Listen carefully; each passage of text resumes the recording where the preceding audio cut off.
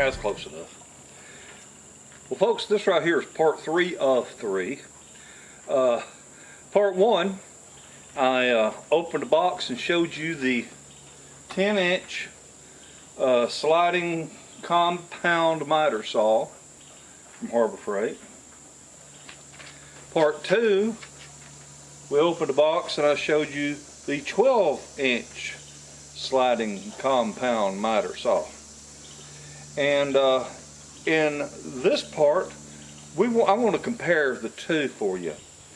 And maybe with what I share with you, it'll help you decide which one is right for you.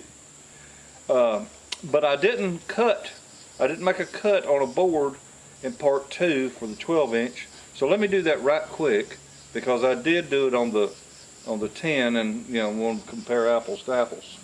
Also, I'm using the same 12 gauge extension cord with this saw as I used yesterday on the 10-inch. So let me get this plugged in. This is going to be my first cut. I have never used this saw, but I want to do the exact same cut that I did with the 10-inch. That's a 45-degree miter, and I want to do a 45-degree bevel as well. While I'm doing this, I want to tell you that the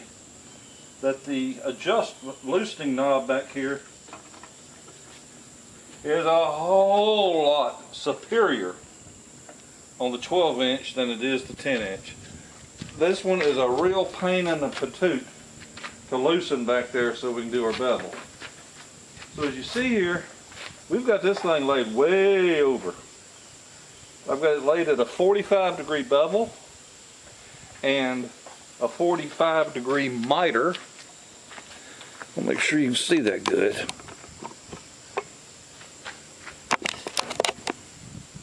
Yeah.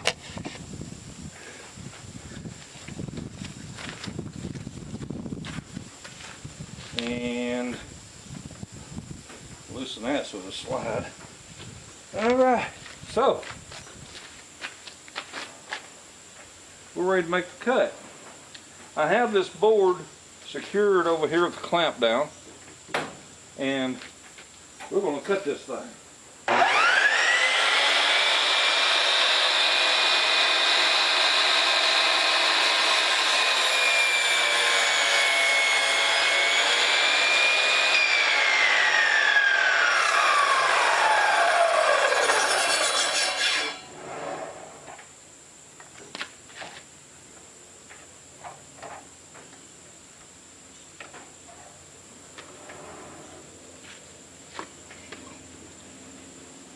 Boy, I want to tell you something. I'm impressed. This is belt drive. The 10-inch is direct drive. But I was amazed. I was thinking it was going to take a little bit of time, to come up like... Boy, that just fired right up, didn't it?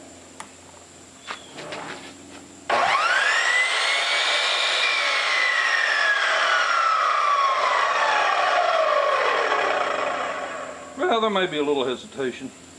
Now, I want to draw your attention to the fact that when we're laid over the big old bevel cut like this, the whole bottom half of that blade is exposed and can cut your hands off. It can cut, hell, it can cut your pecker off if you get it in there. So let's keep everything out of the way of that blade.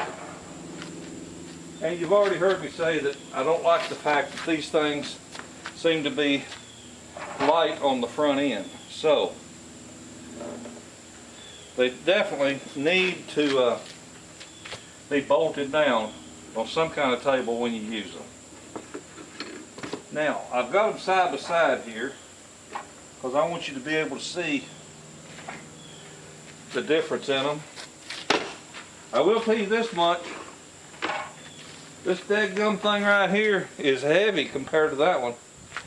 This one reminds me of my chop saw, just a simple, power miter saw. And the indicators down here, this is just a black, let me take this off the tripod, see if I can hold it steady enough to show you what I'm talking about.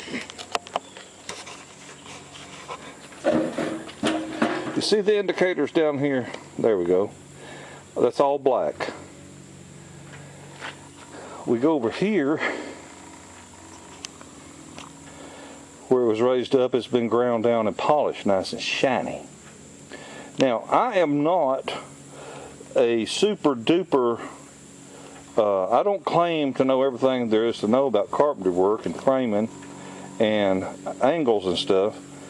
But if you know what the significance is on 31.6 degrees, please share that with me. It's going to have something to do with this compound bevel, I am sure. But I don't know what the significance is of 31.6 degrees. Okay? All right.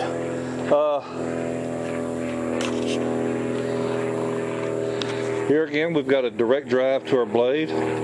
Over here, we've got a belt drive. It didn't sound at all like this is underpowered. Here we've got, well, everything about this is just more substantial. Even these little, for the lack of a better term, let's just call them outriggers. These things come out to help support. I mean, you just see the difference in this. Both got a little old dust bag, which don't impress me much, but on the back here, this is what I was talking about. It makes a big difference.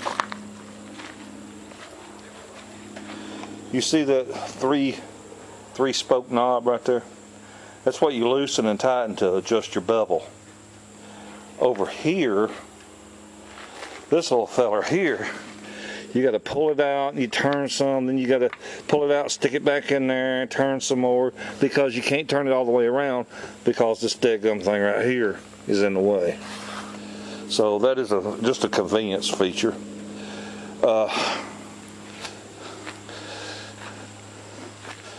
Now for going out on the job site, I would carry the one on the left. For my home workshop, it'd be the one on the right, because I don't want to just have to lug that thing around. It's heavy. I mean, just carrying it from the truck right over here to this table, it was heavy. I mean, not too heavy, but still, I didn't want to carry it no further. Here you got a good looking dial or indicator here. Over here you got a little piece of plastic. They both do the exact same thing, except, see it right there? The 10-inch can only cut a bevel to the left. The 12-inch can cut the bevels left or right. So I really like that feature. I like that a lot. Now, the 10-inch has the laser guide system. You know, where you put the two batteries in there and it puts a little red laser down so you can see where you're going to cut. This one does not. But I've never used that much anyway. But that's a feature, nonetheless, that this saw does not use, or does not have. For my money, if I was only going to buy one of them, I'd buy the big one. But I was able to buy that big one down there in the price of the 10-inch. So I couldn't pass it up, even though I'd already bought the 10-inch. So folks, I hope I've helped show you a little bit of something. I hate to just ramble, but I am impressed with the large one. It's got a lot of good solid features to it. The smaller one has got all kinds of features to it as well. There is nothing at all to be ashamed of on that 10-inch. Nothing at all. The 12-inch is just a bigger, badder machine, and this one here, this 12-inch, will cut all the way through a 4x4. It has maximum depth of cut, 3.5 inches, which is what your 4x4 is. I hope it's helped you. Don't forget to subscribe. Tell all your friends and neighbors. Got any ideas for a video? Let me know. Folks, y'all have a wonderful day and a better tomorrow. Bye.